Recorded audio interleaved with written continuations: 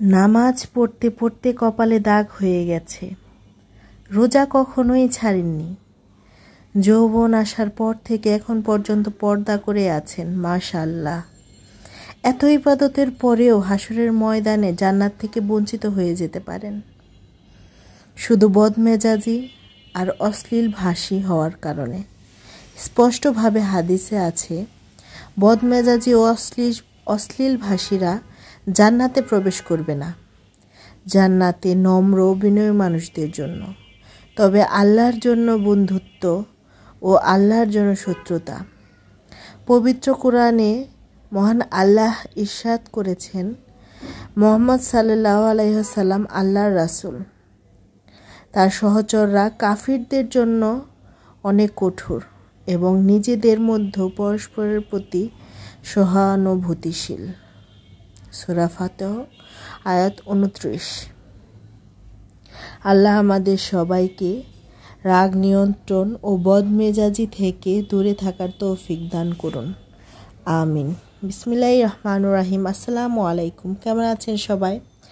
আশা করছি দেশ এবং দেশের বাইরে যে যেখান থেকে আমার এই ভিডিওটি দেখা শুরু করেছেন সকালে ভালো আছেন, সুস্থ আছেন, নিরাপদে আছেন।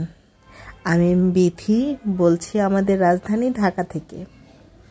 তো এই যে সকাল সকাল রান্না বান্না শুরু করে দিয়েছি। গ্রামে থেকে কিছু মেহমান আসছে ডাক্তার দেখানোর জন্য। তো বুধবার দিন বিকেলবেলা এসেছে আর আমি ব্লগ ভিডিও শুরু করছি বৃহস্পতিবার সকালবেলা থেকে। তো আমি সকালবেলায় ভাবছিলাম যে হালকা কিছু রান্না করব, মানে রুটি ভাজিগুলো করব। তারপর আবার চিন্তা করলাম যে গ্রামে আপুরা আসছে, তো ওনারা তো রুটি বা ভাজি বা হালকা খাবার খেয়ে হয়তো অভ্যস্ত থাকে না। গ্রামের সবাই যে সকালবেলা ভাত এগুলাই খায়। তো আমিও সব কিছু চিন্তা ভাবনা করে ভাতটাই বসিয়ে দিলাম। আর যেহেতু আপু আসছে, তার ছেলে আসছে, ফ্রেন্ড আসছে, তো সেই জন্য ভাবলাম যে একদম মুরগির গোস্ত এটা রান্না করে ফেলি। কারণ তারা যদি এরকম কিছু না খায়, আমি তো জানি না যে ওনারা কি খায় না খায়, তবে এটুকু জানি যে যেহেতু গোস্ত সবাই পছন্দ করে, তো সেই জন্য সকালবেলায় গোস্তটাই রান্না করে ফেলছি। তো দুপুরে মাছ রান্না করবো ইনশাল্লাহ। তো দুপুরে রান্না তো দুপুরেই ভাবা যাবে। তো সকালবেলা আমি এই তো অনেক সকালে নামাজ পড়েই আমি গোস্তটা ভিজিয়ে নিয়েছিলাম। মোরগ যেহেতু কুরবানির ঈদ গেল, সবাই গরুর গোস্ত কম বেশি খেয়েছেন, তো ভাবলাম তাহলে মোরগের দেশি মোরগ ছিল সেটাই রান্না করে ফেলি। তো দেশি মোরগ রান্না করার জন্য এই যে পেঁয়াজ রসুন দিয়ে বাগার দিয়ে মশলা দিয়ে আদা জিরা বাটা দিয়ে, তারপরে রসুন বাটা দিয়ে, তারপর পানি দিয়ে এখন গুঁড়া মশলা দিয়ে দিব। সবাই যেভাবে রান্না করে আমিও ঠিক সেভাবেই রান্না করি, তবে আমি মাখিয়ে বেশি রান্না করি না। আমি মশলাটাকে ভালো করে কষিয়েই রান্না করি, এতে আমার মনে হয় বেশি মজা লাগে। তো সকাল সকালে আমি ওনারা উঠার আগেই রান্নাগুলো করে ফেলছি, কারণ দেখা যায় যে ওনাদের সামনে রান্না করব আবার কথা বলবো, রান্না তখন ভালো হতে চায় না। তো আমি সকালবেলায়ও ঘুম থেকে ওঠার আগে আমি রান্নাগুলো কমপ্লিট করছি। আর যেহেতু ডাক্তারের কাছে এসেছে, তো রান্নাগুলো টাইমলি কমপ্লিট করা আমার জন্য জরুরি ছিল। আপুর ছেলের জন্য সবাই দোয়া করবেন।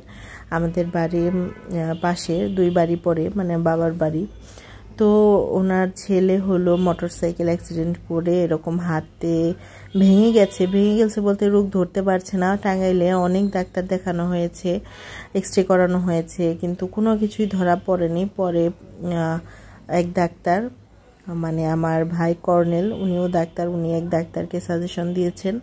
তো সেই ডাক্তার কাছে গিয়ে উনি পপুলারে শিরা উপশিরা আছে না, যে তারটা মানে রগের চেয়ে যে পাতলা, ওইটা পরীক্ষা করার জন্য দিছে যে ওইটা ছিঁড়ে গেছে কিনা। তো সেইটার জন্যই ঢাকা আসা। তো সবাই দোয়া করবেন, তো ওর জন্য দোয়া করবেন, ও যেন তাড়াতাড়ি সুস্থ হয়ে যায়। এরকম হাত নিয়ে তো আসলে থাকা পসিবল না, যেহেতু মোটরসাইকেল অ্যাক্সিডেন্ট অনেক ভয়াবহ, মানে জ্ঞানই ছিল না 5-6 দিন। তো ওর জন্য সবাই দোয়া করবেন। তো এই যে এখানে আমি আস্তে আস্তে মুরগি কষিয়ে ফেলছি। আমার ভালো করে কষিয়ে রান্না করলে আমার কাছে ভালো লাগে। তবে আপু বলছিল যে আমার রান্না নাকি আপুর কাছে অনেক ভালো লাগছে। তো এটা শুনে তো আমি একদম খুশিতে গদগদ। কেউ যদি আমার রান্নার প্রশংসা করে আমি তো একদম খুশি হয়ে যাই। তো এই যে মোরগের মাংস রান্না করছি, তো এই যে এখন পানি দিয়ে দিব। আর আমি ওরা ওঠার আগে ভিডিও করে নিচ্ছি, কারোর সামনে ভিডিও করতে আমার কেমন যেন একটু আনইজি ফিল লাগে। তো আমি ওরা সবাই ওঠার আগেই আমি যে ভিডিও করে নিচ্ছি। আর পটল ভাজি করে নেব ওদের জন্য। ওরা কি খায় না খায় আসলে আমি কিছু জানি না।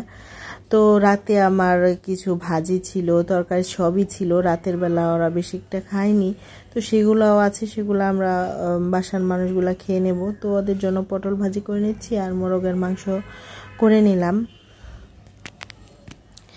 তো এই যে আস্তে আস্তে পটল ভাজিটা দিয়ে দিলাম। পটল ভাজি কিন্তু আমার খুব পছন্দ। অনেকেই বিচির কারণে পটল ভাজি পছন্দ করে না, কিন্তু আমার ওই বিচিটা অনেক মজা লাগে। আসলে লোক লজ্জার ভয়ে বলতে পারি না, ফেসবুকে বিভিন্ন স্ট্যাটাস দেখি, তো আমিও আজকে বললাম যে লোক লজ্জার ভয়ে বলতে পারি না, পটলের বিচিও আমার অনেক পছন্দ।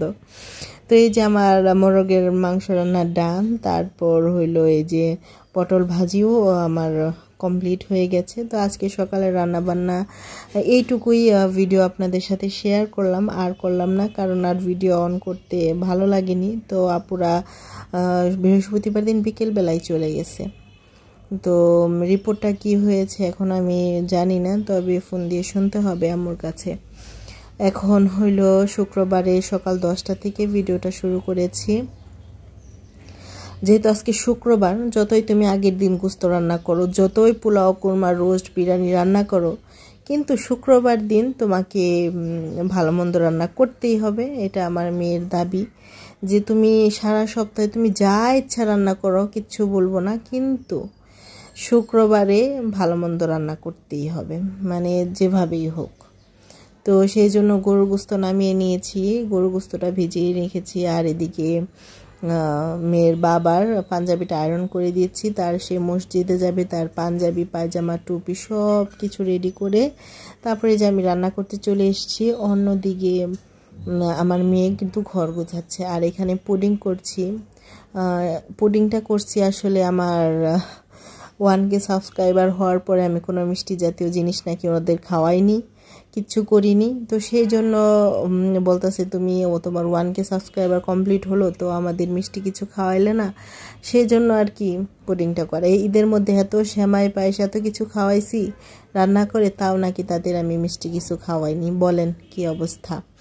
তো এই যে মেয়ে ঘর গোছাচ্ছে, মানে সব রুম বিছানা গুছিয়ে, ওই যে দেখেন বিছানা গুছিয়ে, তারপরে 2টা রুমেরই বিছানা গুছিয়ে নিয়েছে, তারপরে ঘরটা সুন্দর করে ঝাড়ু নিয়েছে। যেহেতু আমি রান্নার কাজে ব্যস্ত ছিলাম, তো মেয়ে দিক দিয়ে আমার সব কাজ কমপ্লিট করে দিচ্ছে। আমি মেয়েকে আস্তে আস্তে সবই শিখিয়ে নিচ্ছি, কারণ মেয়েদের সব কিছুই জানা উচিত। তো খুব বেশি যে কাজ করাই তা না, একটু একটু মাঝে মধ্যে করাই, যেন ও শিখে রাখতে পারে। তো এই যে এখন গরুর গোশত রান্না করবো, আর আলু দেব না সেটা তো হয়ই না। আমার গরুর গোশত মুরগি গোশত যাই হোক, আমার বাসার সবারই আলু খুবই পছন্দ, আলু খুবই পছন্দ। আর মেয়ের বাবা এখন রেডি হচ্ছে, মসজিদে চলে যাবে। তো একটু আগেই যাবে, নাকি পরে গেলে নাকি রাস্তায় দাঁড়াইতে হয়, সেজন্য একটু আগেই যাবে। আর মেয়ের বাবার কিন্তু রেডি হতে আমার চেয়ে বেশি টাইম লাগে। এভাবে দেখবে করে, ওভাবে দেখবে, আয়নার মধ্যে হাত দেখবে, পিছন ঘুরে দেখবে, মানে এতভাবে রেডি হয় মনে হয় একজন মেয়ে মানুষ রেডি হচ্ছে। তো এই যে এখন মসজিদে চলে যাবে, আমি আস্তে আস্তে বিদায় দিয়ে দিচ্ছি। আমার রান্নাটাও অনেক তাড়াতাড়ি কমপ্লিট হয়ে যাচ্ছে। রান্না বসিয়ে আমি এগুলো ভিডিও শ্যুট করছি, কারণ দেখা যায় নামাজে থেকে এসেই আমরা খাওয়া দাওয়া শুরু করে দিই। এর মধ্যে আমার গোসল নামাজ আমারও কমপ্লিট করতে হবে। তো সেই জন্য আর কি তাড়াহুড়া করে এই সকালবেলায় মানে শুক্রবার দুপুরটা রান্না করি। তো এই যে পুডিংটা আমি তাড়াতাড়ি নামিয়ে ফেলছি, কারণ দেখা যায় দুপুরে খাওয়ার পরে তো সবাই খাবে, তো আজকে আর ঠান্ডা করার টাইম দিলাম না। তবে পুডিংটা অনেক সুন্দর হয়েছে, খেতে অনেক দারুণ হয়েছিল। তো আমার পুডিংটা দেখতে কেমন হয়েছে আপনারা সবাই বলবেন। আজকে কিন্তু সেই পুরনো পেঁচালটা পারিনি, তো একটু এখন বলে নিই। যদি এখনও কেউ আমার ভিডিওতে থেকে থাকেন আর লাইক না দিয়ে থাকেন, তাহলে প্লিজ একটা লাইক দিয়ে ভিডিওটি কন্টিনিউ করবেন। আর যদি আরেকটু বেশি ভালো লাগে তাহলে সাবস্ক্রাইব করে আমার পাশে থেকে যেতে পারেন।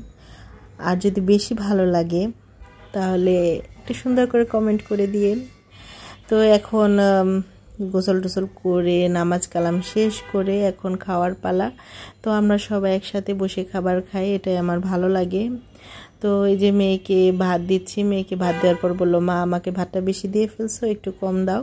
তো একটু কমিয়ে নিলাম, তারপরে এই যে ভাতটা বেড়ে নিচ্ছি। তো আজকে ব্লগটা আর বেশি বড় হবে না, তো এখান থেকেই আজকে ব্লগটা শেষ করে দেব।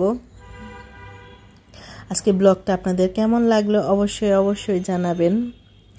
সবাই ভালো থাকবেন, সুস্থ থাকবেন, আমাদের সবার জন্য দোয়া করবেন। আমিও সবসময় সবার জন্য দোয়া করি যেন সবাই সুস্থ থাকে, ভালো থাকে, নিরাপদে থাকে। তো সবাই ভালো থাকবেন। আল্লাহ হাফেজ, আসসালামু আলাইকুম।